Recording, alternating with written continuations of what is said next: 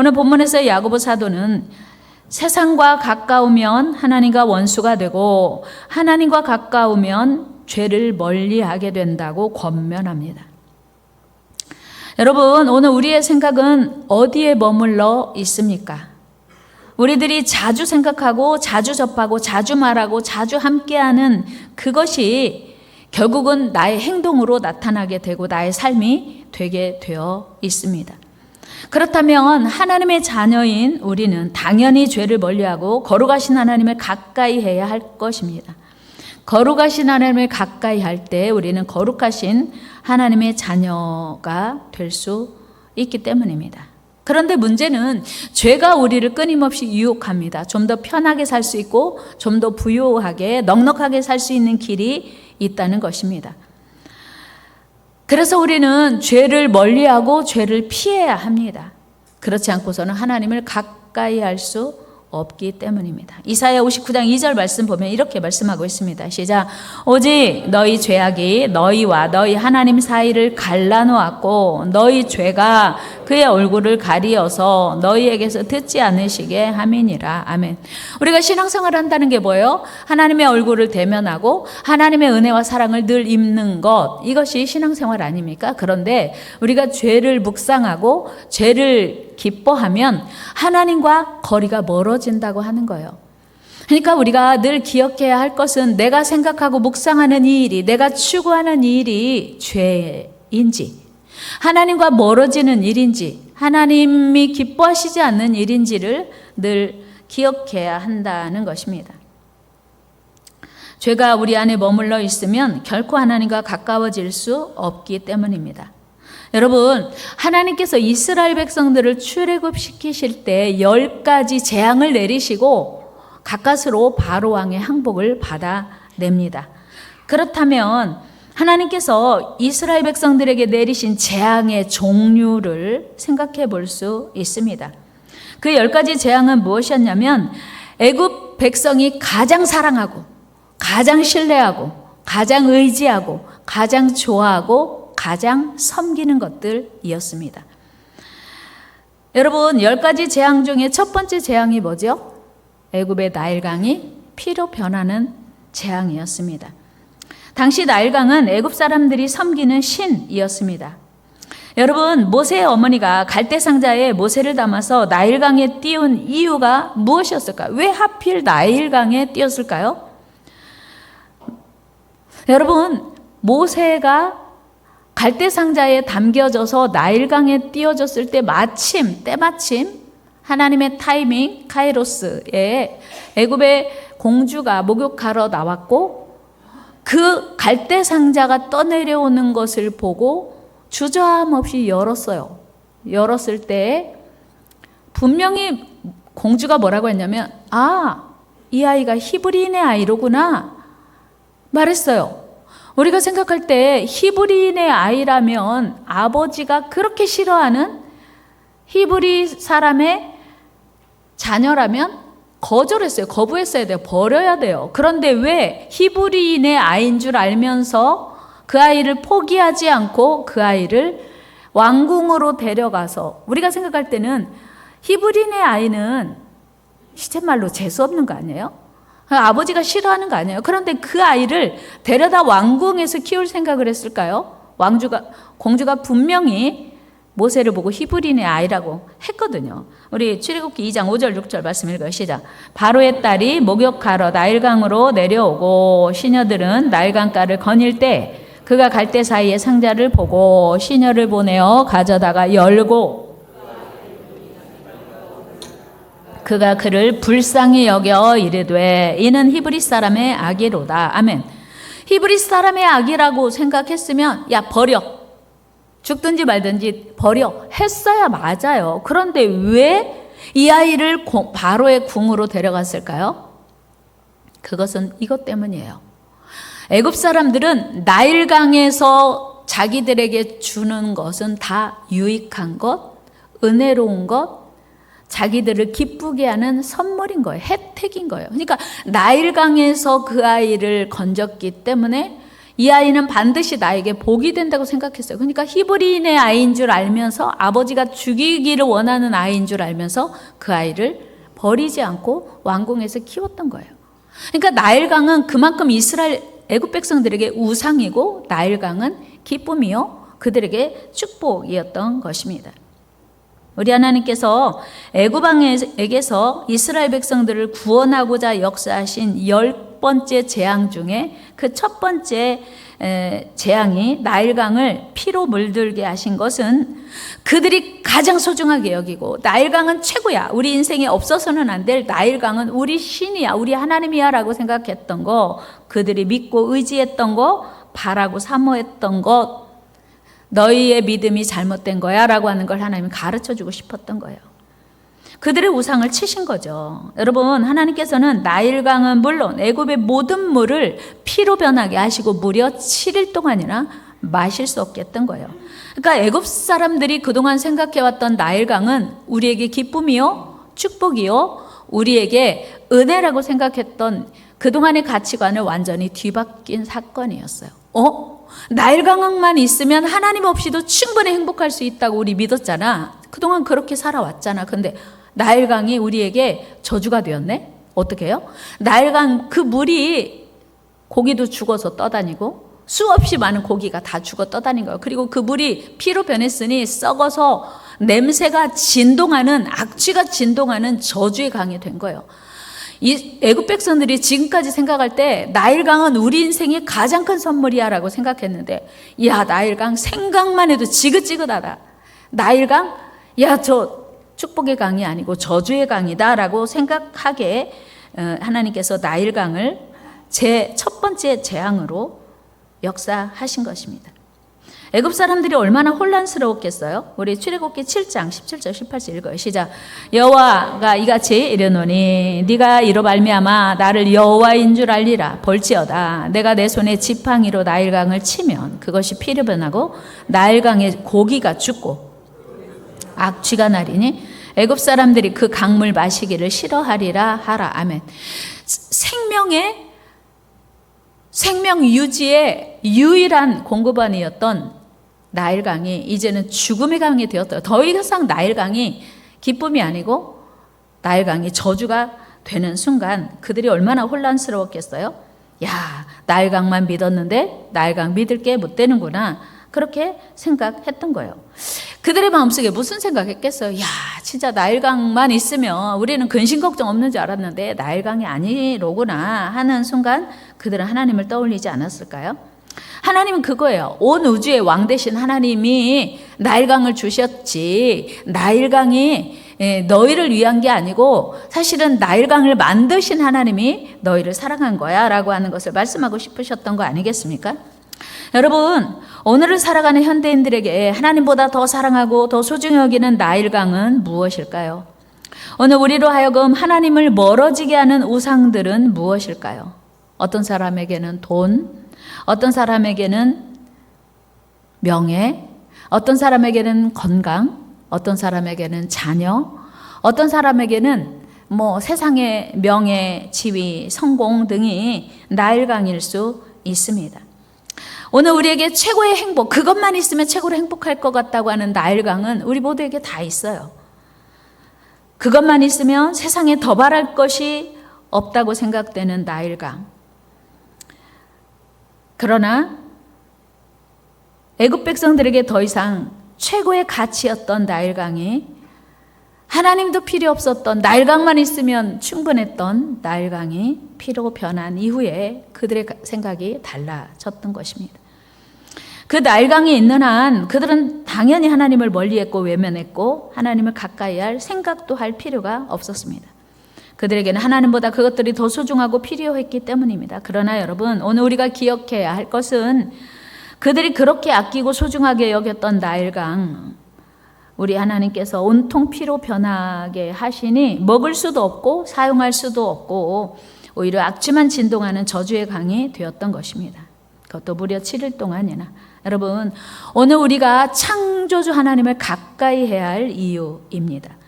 우리 하나님께서는 우리가 하나님보다 더 사랑하고 소중히 여기고 섬기는 것을 우리들에게 모두 끊어버리고 저주로 바꾸시기 때문이에요. 여러분, 하나님이 붙드셔야만 진정한 축복이 되는 줄 믿습니다. 오늘 내가 붙들고 있는 나일강이 축복이 아니고 하나님이 나를 붙드셔야 축복인 줄 믿습니다. 애국 백성들은 자기들이 믿는 신 나일강이 하나님의 능력 앞에서 얼마나 무기력한 존재였는지, 아니 오히려 저주가 되었는지를 비로소 깨닫게 되었습니다. 여러분, 진정한 축복은 나일강이 아니고 만복의 근원이신 하나님과 가까워지는 것, 이것이 축복인 줄로 믿습니다. 우리 같이 합니다. 하나님을 더 가까이 합시다.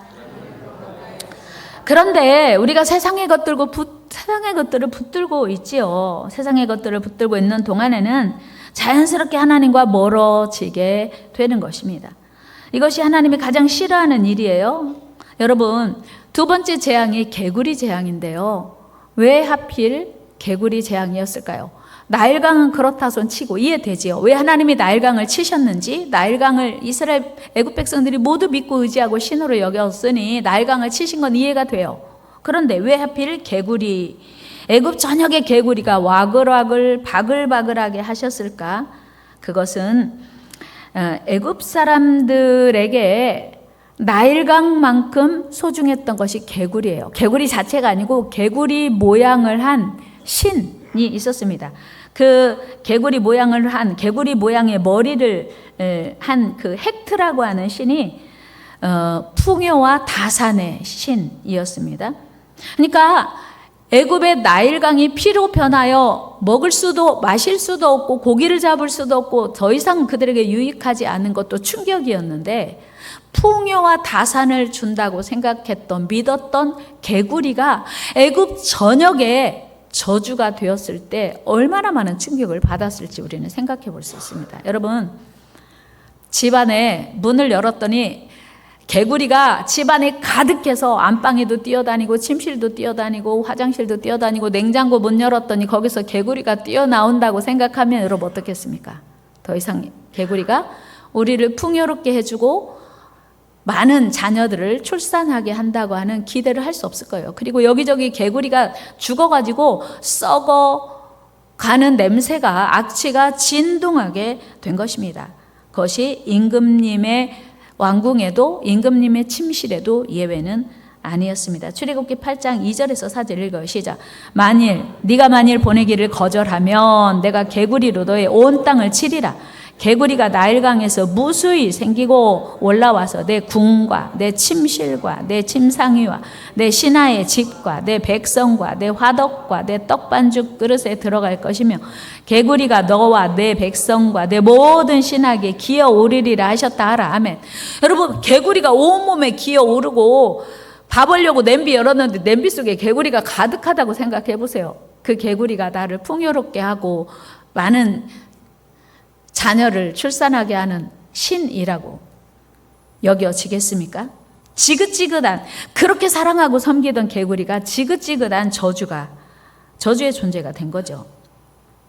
여러분, 오늘날에도 과학과 산업의 발전은 우리에게 물질적 풍요와 편리함을 주고 있습니다. 즉 우리 인간들은 하나님 대신 과학을, 물질적 풍요를 자신들의 신으로 숭배하게 되었다는 것입니다. 그 결과 우리는 하나님과 점점 더 멀어지게 되었어요. 과학이 있으면 돼요? 의학이, 발달된 의학이, 현대의학이 우리를 하나님과 점점 더 멀어지게 하고 있는 건 아닌지, 우리가 그토록 갈망하고 추구하던 풍요가 과학의 발전으로 인하여 마침내는, 일순간은 우리를 더 행복하게 편리하게 하는 것 같지만 마침내는 우리에게 재앙을 가져다 주었다는 것입니다. 왜요? 그것들이 우리에게 행복을 주는 것 같지만 사실은 그 속에 하나님이 계시지 않기 때문입니다. 우리 하나님께서는 하나님을 멀리한 인간에게 인간이 가장 좋아하고 가장 사랑하는 것들을 통해서 철저히 심판하시는 것입니다. 그러므로 오늘 우리 삶의 가장 중요한 것은 하나님과 관계, 하나님과의 거리입니다. 오늘 여러분은 지금 하나님과 점점 더 가까워지고 있습니까? 아니면 하나님과 점점 더 멀어지고 있습니까? 날마다 하나님과 점점 더 가까워지시기를 주의 이름으로 축원합니다. 작년보다 올해, 지난달보다 이달에, 어제보다 오늘 하나님과 점점 더 가까워지는 은혜가 있기를 축복합니다. 나머지 8가지 재앙 역시 애굽인들이 사랑하고 섬기던 신들이었습니다. 세 번째 재앙인 이. 여러분 이 아세요? 이 어른들은 이 다 보고 아셨죠? 옛날에는 머리에도 있었고 옷 속에도 몸에도 막 이가 엄청 많았어요. 애굽 전역에 있는 티끌을 다 이로 만들었어요. 여러분 어떻게 애굽 사람들은 이를 신으로 여겼는지 참 신기하죠. 이는 땅의 신이었어요. 뿐만 아니고 파리 재앙의 파리는 축복과 기쁨의 상징이었던 곤충의 신인 하드콕이었는데요. 그러니까 파리가 우리에게 기쁨을 준다고 생각한 거예요. 그런데 그 파리가 그냥 애굽 전역에 빈틈없이 아주 이 안에 파리 몇 마리만 있어도 아마 신경 쓰여서 불편할 텐데 하여튼 바글바글 와글와글 이가 애굽 전역에 파리가 있었다고 하면 얼마나 축복이 아니고 기쁨이 아니고 저주였겠어요. 우박 재앙의 우박 역시 하늘의 신이었고 메뚜기 재앙의 메뚜기 역시 애굽의 모든 곤충으로부터 피해를 막아준다고 믿었던 곤충의 신이었습니다. 여러분 메뚜기가 모든 곤충의 피해로부터 막아주는 곤충의 신이라고 믿었는데 애굽 전역에 메뚜기가 바글바글 해가지고 곡식도 다 갉아먹고 사람도 다 막 몸에 붙어서 사람을 귀찮게 했다면 이건 절대 축복이 아니고 저주인 것을 그들은 분명히 깨닫게 되었습니다. 여러분 축복으로 알았던 것이 골칫거리가 되었고 저주거리가 되었던 거예요. 이처럼 애굽의 10대 재앙은 표면적으로 보면 자연의 각종 이상현상을 통해서 재앙이 반복된 것처럼 보입니다. 그러나 사실은 10가지 재앙은 각각의 수다한 자연현상의 그 배후에 그 현상을 주도하는 각각의 우상들이 오히려 애굽인들을 향한 저주 그리고 심판의 도구가 되었다는 사실을 그들은 이제 그 10가지 재앙을 경험하면서 알게 된 거예요. 아하, 곤충들이 우리를 이롭게 하는 게 아니고 이 곤충들을 만드신 하나님이 우리를 이롭게 하는 거구나. 이걸 깨달았던 거예요. 여러분, 축복은 나일강이 주는 게 아니에요. 나일강을 만드신 하나님이 주는 것인 줄 믿습니다. 여러분, 축복은 개구리가 주는 게 아니고 만복의 근원이신 하나님이 주는 것입니다. 우리 속으면 안 돼요. 속지 맙시다. 우리 속지 맙시다. 속지 맙시다. 오늘 우리가 평안하게 평화롭게 안정되게 살 수 있는 것은 내가 뭔가 잘해서도 물론 있겠지만 그러나 궁극적으로 보면 하나님의 은혜라고 하는 거예요. 같이 합니다. 모든 것이 하나님의 은혜입니다. 그렇습니다. 여러분 하나님이 아니고서는 아무것도 할 수 없는 거예요. 여러분은 지금 하나님과 나일강 이 둘 사이 어느 쪽에 더 가까우십니까? 말도 안 되는 질문 같죠. 우리 정직하게 한번 고민해 봅시다. 나는 지금 나일강과 하나님 사이에서 어느 쪽이 더 가까운지. 내가 세상을 더 사랑하고 세상을 더 소중히 여긴다면 나는 하나님과 거리가 멀어져 있는 거예요. 제 얘기가 아니고 성경이 말하고 있는 오늘 야고보서가 말하는 거예요. 너희가 세상을 사랑하고 세상과 가까우면 하나님과 멀어져 있다는 거예요. 사랑하는 여러분, 우리는 하나님만을 가장 존귀 여기며 섬겨야 합니다. 왜요? 그것이 바로 우리 하나님만이 우리에게 참된 기쁨과 만족 또 행복을 주기 때문이에요. 그러므로 우리는 결코 하나님 이외에 나일강과 같은 우상을 가까이 하면 안 돼요. 오늘 이 시간에 나의 우상은 무엇인지, 내가 하나님보다 더 소중히 여기는 것이 무엇인지 생각해 보아야 합니다. 만일 우리가 하나님 이외에 세상의 그 어떤 것을 가까이 하고 섬긴다면 우리 하나님은 그것을 반드시 심판하시고 징계하실 것이기 때문이에요. 어느 정도까지는 하나님이 두고 보시는 허용하시는 기간이 있을 것입니다. 그러나 어느 시간이 지나면 내가 하나님보다 더 사랑하는 그거, 그래서 하나님과 멀어질 수밖에 없는 그것을 반드시 심판하시고 저주하시더라는 거예요. 여러분, 1만 시간의 법칙이라는 책이 있습니다. 1만 시간의 법칙. 무슨 내용이냐면 어느 분야든 위대한 성공을 거두기 위해서는 1만 시간의 노력이 필요하다는 것입니다. 1만 시간은 하루에 3시간씩 10년 하면 이르게 되는 시간이에요. 하루에 3시간씩 10년. 작지 않은 노력이죠. 작지 않은 시간이에요. 그런데 하루에 3시간씩 10년을 반복하면 누구든지 그 분야의 최고가 될 수 있다는 것입니다. 이 원리는 운동, 하나님 믿고 안 믿고 상관없어요. 일반 원리예요. 운동선수들도 마찬가지, 공부도 마찬가지예요. 모든 분야에 적용이 됩니다.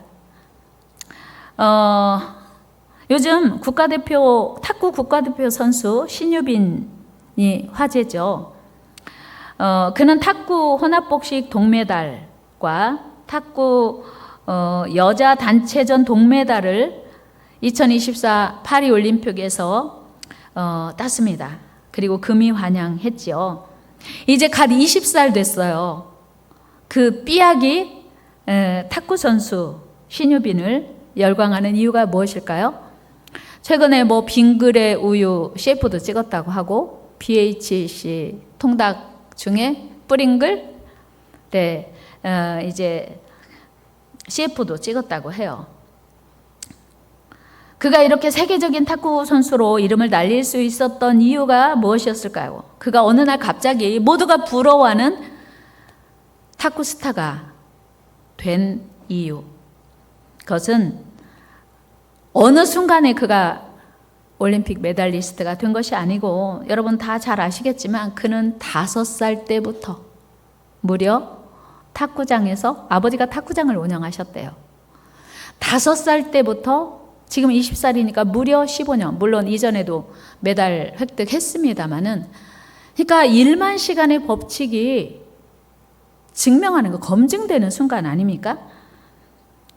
탁구채를 5살 때부터 잡기 시작해서 지금까지 꾸준히 노력하여 얻은 결과라는 것입니다. 무슨 뜻입니까? 신유빈 선수가 이룬 그 아름다운 결실은 무려 15년 이상 탁구를 가까이 한 결과요, 열매라는 것입니다.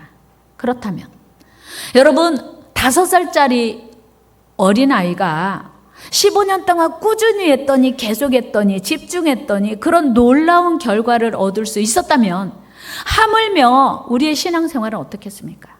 살아계신 하나님을 집중하고 가까이하고 열중하고 하나님을 의지한다면 우리의 삶이 어떻게 될 것인가 하는 것을 우리는 생각해 보아야 합니다. 여러분, 세상의 법칙도 1만 시간의 법칙이 통한다면, 하물며 살아계신 하나님을 믿는 우리가, 위대하신 하나님을 믿는 우리가 1만 시간을 하나님께 집중하고 하나님께 가까이 하면 우리 삶이 어떻게 되겠는가 하는 거예요. 두말할 필요 없겠죠. 1만 시간 이상을 하나님께 집중한다면, 하나님께 전심으로 진심으로 사랑하고 섬긴다면 우리 삶은 놀라운 승리와 기쁨, 감사와 영광으로 가득할 것입니다. 이제 가을의 시작인 9월이 열렸습니다. 아름다운 이 계절에 우리의 능력의 하나님께 날마다 더 가까이 나아가는 저와 여러분 되기를 축복합니다. 하나님을 가까이 하는 일은 해도 되고 안 해도 되는 선택의 문제가 아니고 필수입니다. 왜요? 하나님만 우리의 생사화복을 홀로 주관하시기 때문이에요. 능력 많으신 하나님께 우리 모든 것을 맡기고 날마다 그분께 나아가면 위대하신 우리 하나님께서 우리 삶을 더 아름답고 복되게 인도하실 줄 믿습니다. 잠언 8장 17절 18절에서 이렇게 말씀하고 있어요. 같이 읽어요. 시작. 나를 사랑하는 자들이 나의 사랑을 입으며 나를 간절히 찾는 자가 나를 만날 것이니라. 부귀가 내게 있고 장관 재물과 공의도 그러하니라. 아멘. 보세요. 왜 하나님을 사랑해야 되냐면, 왜 하나님을 간절히 찾아야 되냐면 하나님을 만날 수 있기 때문이고요. 더 중요한 건 하나님의 손에 부귀, 우리가 원하는 부귀가 하나님의 손에 있고, 하나님 말씀하시는 거 내게 있어. 장관 재물과 공의도 하나님께 있대요. 그러니까 우리는 세상을 쫓아가면서 물질을 얻으려고 하나님과 멀어질 게 아니라 온 세상의 왕 대신, 만유의 주인 되신 하나님께 더 가까이 나가면 그분을 통하여 모든 것을 우리에게 주시겠다는 약속이에요. 하나님을 가까이 합시다.